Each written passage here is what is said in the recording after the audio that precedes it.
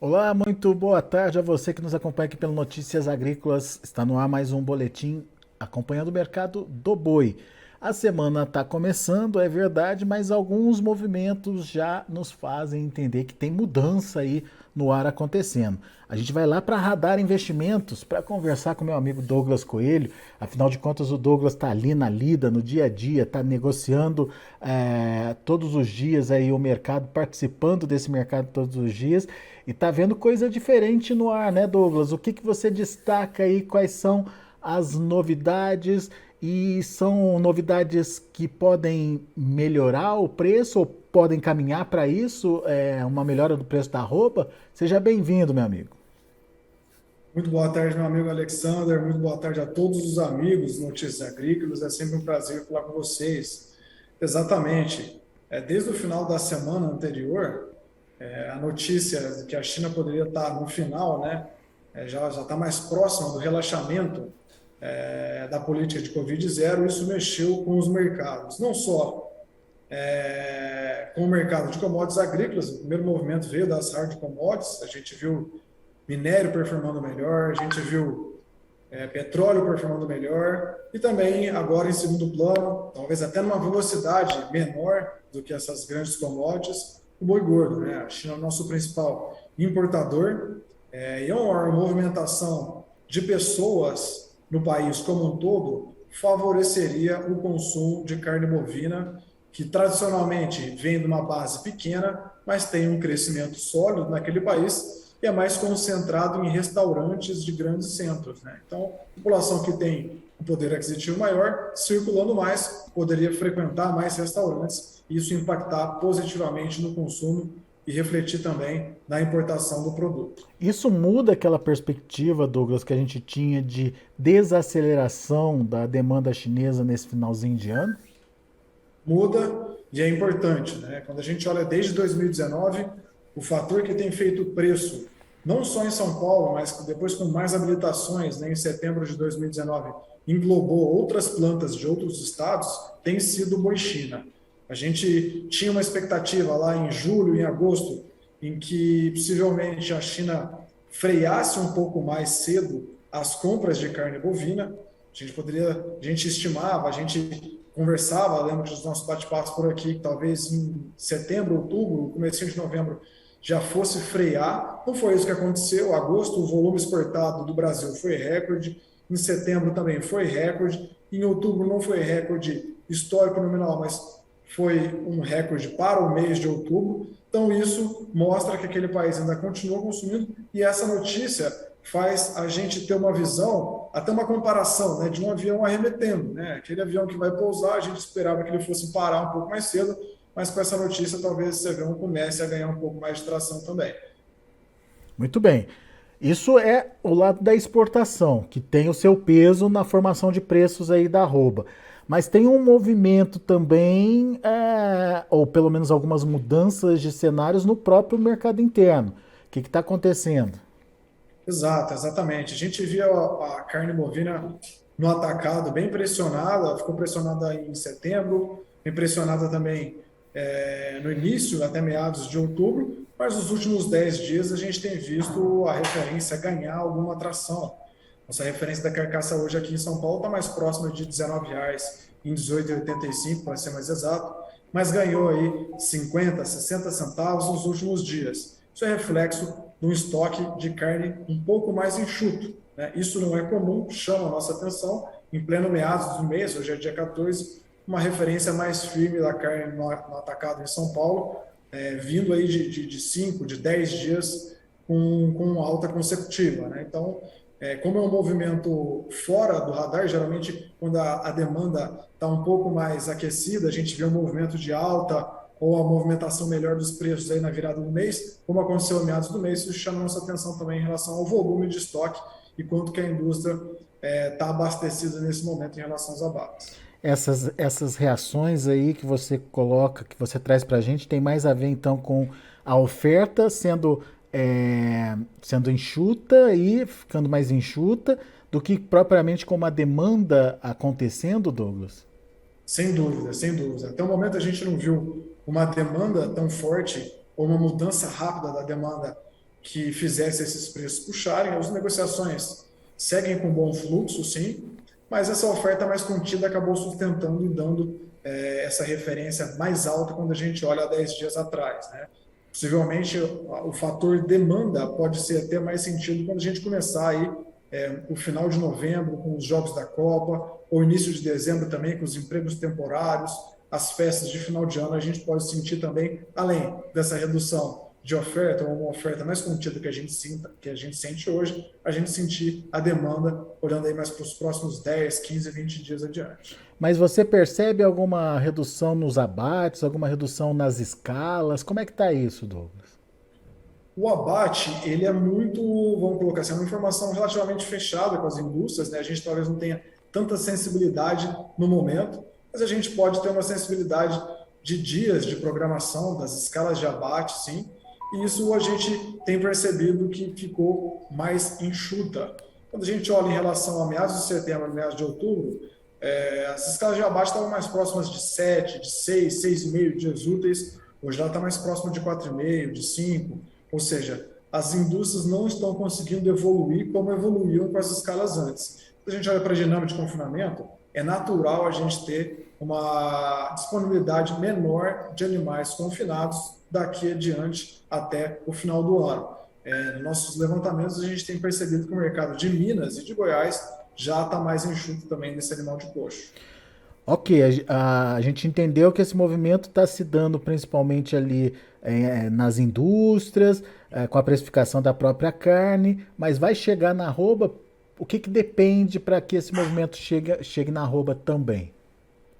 Esse movimento é bem dependente da indústria, né? Na medida em que ela vai se deparar aí com poucos dias para comprar esses animais terminados, né?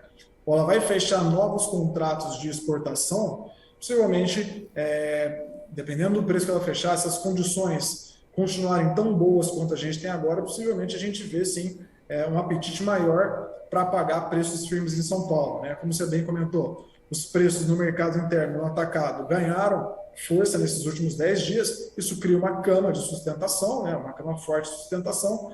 Quando a gente olha para as exportações, a gente tem um dólar aí mais próximo de 5,30, 5,40 nos últimos dias, do que um dólar de 5 ou de 5,10.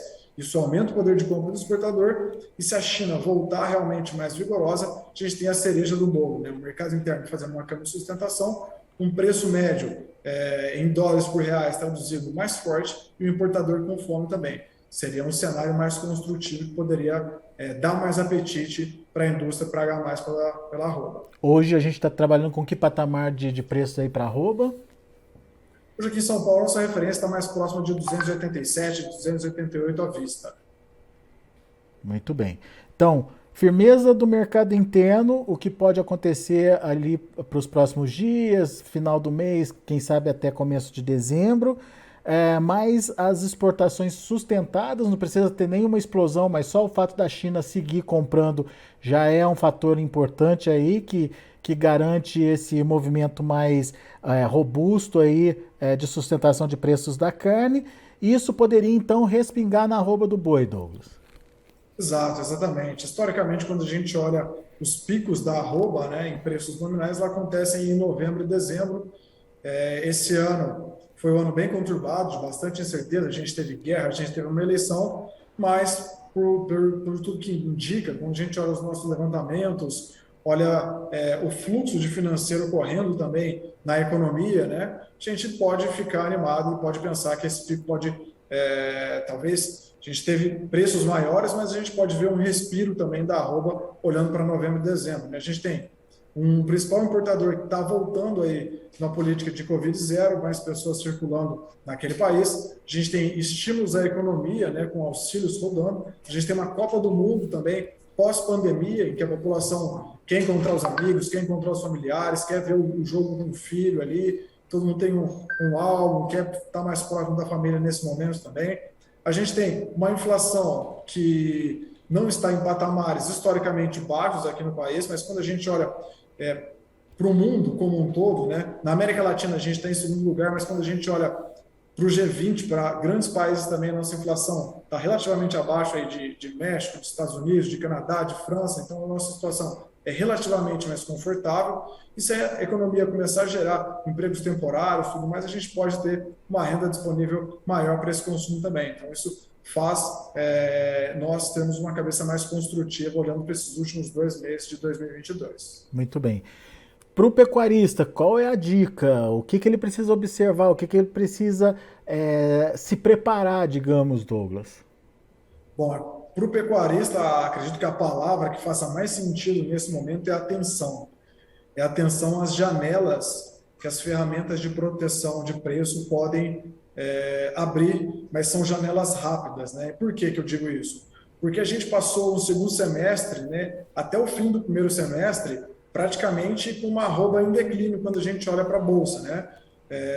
O pessoal falou, ó, a gente está entrando entre safra, julho tinha um preço relativamente maior, veio agosto, a pressão continuou, setembro a pressão continuou, outubro a pressão continuou, então esse cenário de preços descendentes da arroba dificulta o pecuarista comprar um seguro de preço mínimo ou fazer alguma trava que seja mais atrativa para ele. Mas caso o mercado futuro ou caso o mercado físico dê um respiro e esse mercado ganhe tração para cima, ele pode pegar um bom momento de alta, de euforia do mercado futuro e comprar um seguro de preço mínimo ou fazer uma trava relativamente barata, pelo menos proteger sua margem, proteger seus custos e começar um pouco mais confortável, até um pouco mais conservador em 2023, né? Apesar do susto que a gente teve em 2022, nada melhor que a gente colocar a cabeça no travesseiro, né? E trabalhar bem mais tranquilo na atividade, né? Focar em produzir, que o pecuarista brasileiro sabe fazer com excelência